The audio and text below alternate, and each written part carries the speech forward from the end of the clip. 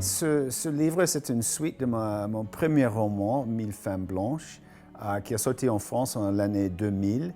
Et ça s'occupe d'un groupe de jeunes femmes blanches qui sont envoyées pour se marier entre les Cheyennes, entre les tribus. Toutes les femmes étaient des femmes marginales, on dit marginales, dans la société américaine. Et donc, d'échapper leur vie dans les prisons, dans les asiles, etc. Le gouvernement leur a donné vous pouvez rester où vous êtes ou vous pouvez joindre ce programme pour se marier entre les Cheyennes. J'ai passé quelques mois sur la réserve Cheyenne pour parler surtout à les anciens, dans le tribu, qui ont eu encore les histoires de leurs ancêtres. C'était une influence pour moi, une plus grande influence pour moi que les écrivains. Malheureusement, les historiens sont tous les Blancs. Donc, leurs histoires sont basées sur le point de vue des Blancs, pas sur les Indiens. Et le point de vue entre les Indiens et les Blancs, c'est pas du tout pareil.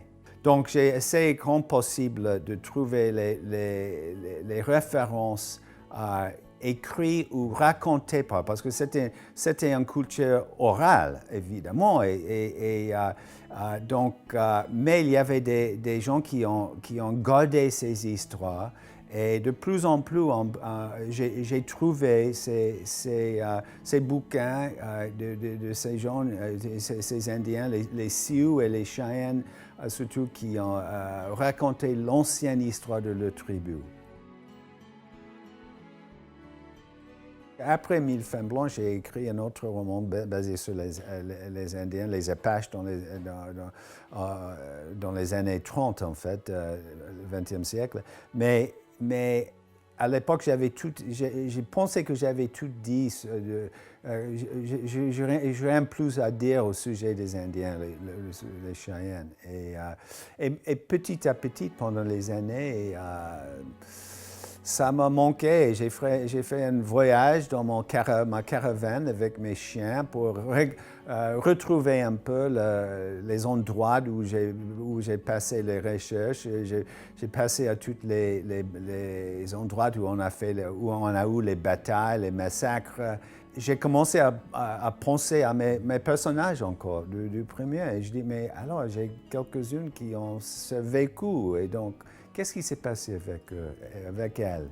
Où sont-elles maintenant? C'est une suite, mais en fait, c'est le deuxième tome d'une trilogie.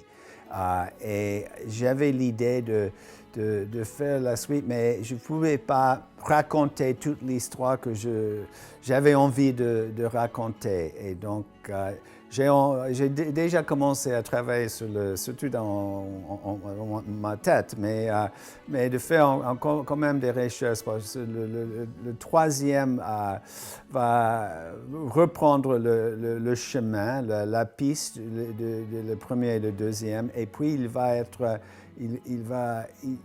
aller même dans le présent, la période présente où commencer maintenant avec les Indiens.